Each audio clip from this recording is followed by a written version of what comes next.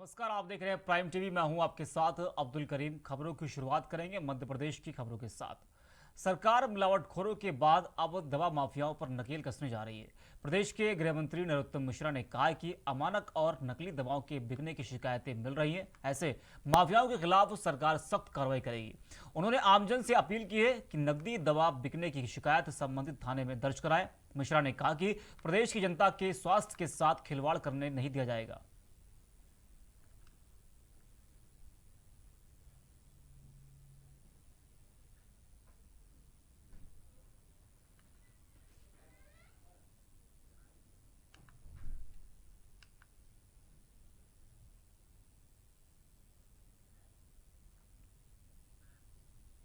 मध्य प्रदेश के नागदा में शिव दुर्गा समिति की संरक्षक कौशल्या देवी ने एक सराहनीय पहल की है। उन्होंने विधायक दिलीप सिंह गुर्जर की मौजूदगी में करीब 501 बुजुर्गों को पुष्पमाला पहनाई, साथ ही उन्हें कंबल, मिठाई और सम्मानित राशि देकर उन्हें सम्मानित किया। इस मौके पर कांग्रेस के कई नेता मौजूद रहे।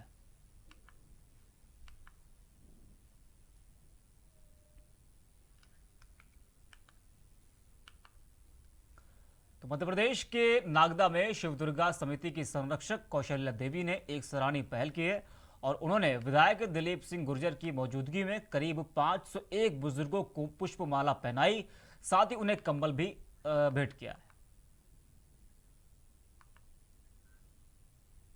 डॉक्टर अंबेडकर विश्वविद्यालय में रजिस्ट्रार और कुलपति के बीच विवाद बढ़ता जा रहा है, जिस कारण विश्वविद्यालय लगातार चर्चाओं में बना हुआ है। विवाद का कारण रजिस्ट्रार का एक कक्ष है जहां इन दिनों ताला लगा हुआ है। दोनों ही एक दूसरे पर आरोप प्रत्यारोप लगा रहे हैं। अब यह विवाद सार्वजनिक होकर भोपाल तक पहुंच गया है।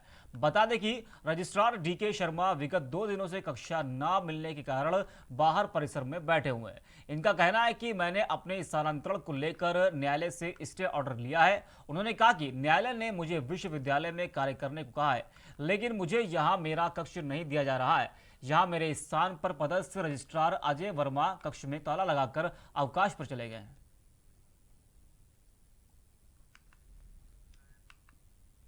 भोपाल में चिकित्सा शिक्षा मंत्री विश्वास सारंग ने कांग्रेस पार्टी पर गंभीर आरोप लगाया है। विश्वास सारंग ने कहा कि राम मंदिर निर्माण के लिए चल रहे धन संग्रह को लेकर कांग्रेस साजिश कर रही है और धन संग्रह को बदनाम करने की कोशिश की जा रही है।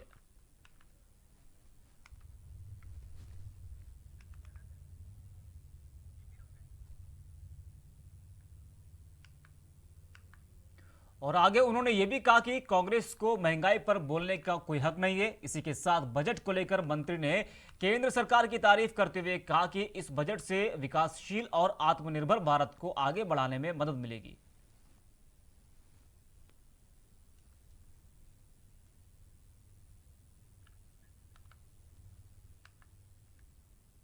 वहीं नागदा में सर्व ब्राह्मण समाज और सर्व ब्राह्मण महासभा ने मुख्यमंत्री के नाम का ज्ञापन सीएसपी मनोज रत्नाकर को सौंपा है, जिसमें उन्होंने मांग की कि भगवान परशुराम के नाम से शहर के प्रमुख मार्ग पर बनाए जाने वाले भव्य प्रवेश द्वार का नामकरण कर प्रतीक चिन्ह लगाया जाए। बता दें कि नगर के ब्राह्मण समाज बंधुओं द्वारा समय समय पर नगर में भगवान परशुराम की मूर्ति लगाए जाने की चर्चा की जाती रही है।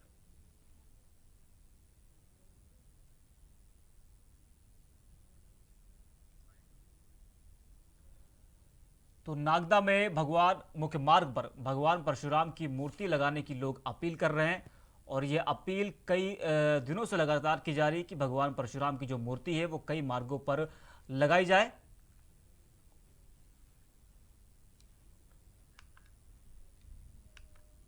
वहीं रतलाम में हिंदू समाज का आक्रोश पूर्व केंद्रीय मंत्री कांतिलाल भूरिया पर फूट पड़ा है। हाल ही में कांतिलाल भूरिया ने राम मंदिर को लेकर विवादित टिप्पणी की थी, जिसको लेकर लोगों द्वारा भूरिया के खिलाफ नारेबाजी की जा रही है।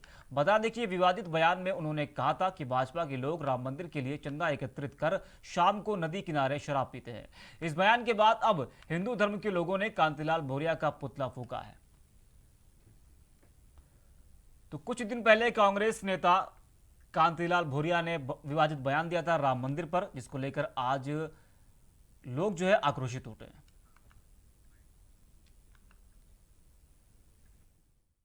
ये कांतिलाल भूरिया जो अपने पूर्व सांसद हैं यहाँ, क्योंकि मर्यादा है हमारी, हम हिंदू समाज के लोग हैं, हम समझदार लोग हैं, हमने हमेशा सबका सम्मान करा है, लेकिन ये जिस प्रकृति के व्यक्ति है, इसलिए इनका हमने पुतला दहन किया है। इन्होंने हिंदू समाज के वोटों से जीतकर हमेशा राजनीति करी और बड़े पदों पर रहे, केंद्रीय मंत्री रहे, लेकिन हिंदू समाज की जो भावना और आस्था का केंद्र है हमारा राम मंदिर, उसके लिए जो हिंदू समाज स्वयं अपनी अंतरात्मा से जो समर्पण कर रहा है, उसको एक तो चंदा नाम दिया।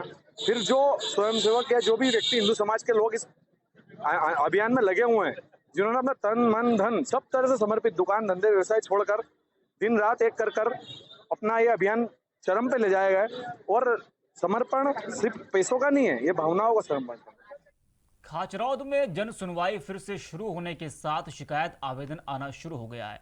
6 साल पहले की गई जन सुनवाई का आवेदन आना शुरू हो गया है। पंचनामा और प्रतिवेदन के साथ गौभक्त ने जन सुनवाई आवेदन दिया है। बता दें कि पूर्व जन सुनवाई आवेदन के अनुसार शासकीय गौचर जमीन पर साजिश के तहत कब्जा कर लिया गया था, जिस पर एसडीएम ने जांच कर कार्रवाई करने को कहा है।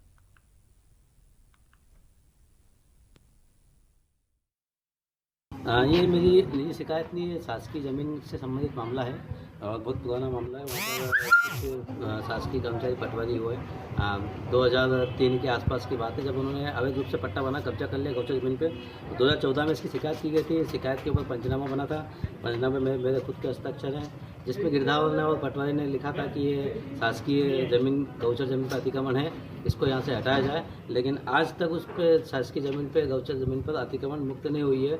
हमारा उद्देश्य है कि शासकीय गौचर ज़मीन पे अतिक्रमण मुक्त हो जाए। तो वहाँ से क्या हुआ कि शासकीय ज़मीन का उपयोग शासकीय योजना में या कोई उद्योग हुआ या गौशाला या गौ उद्यम या आत्मनिर्भर भारत की तरह वहाँ कोई प्रोजेक्ट डले, जिससे वहाँ के ग्रामीण युवाओं को रोजगार मिले। सभी लोगों का इसमें हिस्सा है, जिस पे आवास स्वीकृत हो गया है, तो मैंने जांच के लिए दे दिया है मुख्य नगर पालिका अधिकारी को। एक आवेदन ग्राम पंचायत बागेड़ी का भी आया है, जहां कुछ अतिक्रमण की बात लिखी गई है और अपर तहसीलदार खाचरोद को उसमें जांच करके नियमानुसार कार्रवाई करने के लिए दिया। मध्य प्रदेश की सिवनी पुलिस ने बीते कल कार से बरामद हुए 1 करोड़ 74 लाख रुपए के प्रकरण में नया खुलासा किया है। पुलिस का कहना है कि इन तीनों आरोपियों ने कौशाम्बी में एक ज्वेलर्स से लूट की थी और लूटकर ये लोग मुंबई फरार हो रहे थे। संदिग्ध पाए जाने पर जब इनसे कड़ाई से पूछताछ की गई तो इन लोगों ने सारी वारदात को कबूल कर लिया। एसपी का कहना है कि हम उत्तर प्रदेश पुलिस से संपर्क कर आगे की जांच कर रहे हैं।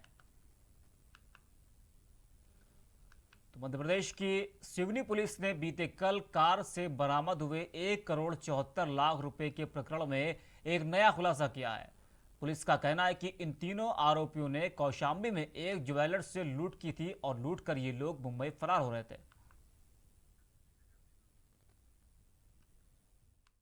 कल तक जो खुलासा हुआ था कि व्यापारी अपने ड्राइवर के और उसके दोस्तों के थ्रू जो है कैश का फ्लो करवाते हैं बड़े शहरों में और गोल्ड वहाँ से लाकर बेचते हैं। उसके बाद हमको एक और इनपुट मिला था कि यूपी में एक कौशाम्बी ज़िले में एक बड़ी लूट हुई है, तो उसके संबंध में हमको जब संदेह हुआ तो हमने इसमें पूछताछ शुरू की। पूछताछ में कई घंटों तक इन लोगों ने इसको अस्वीकार किया, माना नहीं, और सुबह फिर जाके लास्ट में ये लोग माने हैं और इन्होंने स्वीकार किया है कि ये पूरी घटना, पूरी साजिश इन्हीं के द्वारा रची गई थी। मध्य प्रदेश के मंडला में पेयजल समस्या को लेकर यहां की महिलाएं अपने सिर पर बर्तन रखकर जिला मुख्यालय पहुंची। यहां महिलाओं ने जिला प्रशासन को पेयजल समस्या से अवगत कराया। महिलाओं का कहना है कि लंबे समय से उनके गांव कोपड़िया में पानी की भारी किल्लत है। उन्हें करीब 2 किलोमीटर का सफर तय कर पानी लाना पड़ता है। वहीं अधिकारियों ने महिलाओं की समस्याओं को सुनकर उनका निराकरण करने के आदेश भी दिए हैं। ग्रामीण जन पानी की समस्या को लेकर आए हैं। जो वहाँ पे नल का कनेक्शन है, परंतु BSNL के द्वारा कुछ काम वहाँ पे किया गया था, उसके कारण पाइपलाइन से पानी सप्लाई में दिक्कत हो रही थी, तो उसमें सुधार कार्य चल रहा है और कुछ नए नल कनेक्शन और देना है, तो उसके लिए सर्वे कार्य हो गया है। उसके लिए जो हमारे PHE के EPHE हैं वो उन्होंने भी जाके उस पर देखा है, मतलब जाके फिर से वहाँ पे जाके देखेंगे। राजगढ़ के गांव खजूर खाड़ी में भील समाज के 45 लोग खामखेड़ा बालाजी के यहां दर्शन करने गए थे, जिसके दौरान श्रद्धालुओं से भरी ट्रैक्टर ट्रॉली मनोहर थाना के पास पलटी खा गई। हादसे में 3 लोग घायल हो गए और बाकी लोग घायल हुए, उनको सभी को जिला अस्पताल में भर्ती कराया गया है। तो दर्शन करने गए लोगों की जो है ट्रैक्टर ट्रॉली है वो पलट गई और इस हादसे में कई लोग बुरी तरह से घायल भी हुए हैं और सभी घायलों को इलाज के लिए जिला अस्पताल में भर्ती कराया गया है। ये सभी लोग खामखेड़ा बालाजी के यहाँ दर्शन करने गए थे, उसी दौरान यह हादसा हो गया।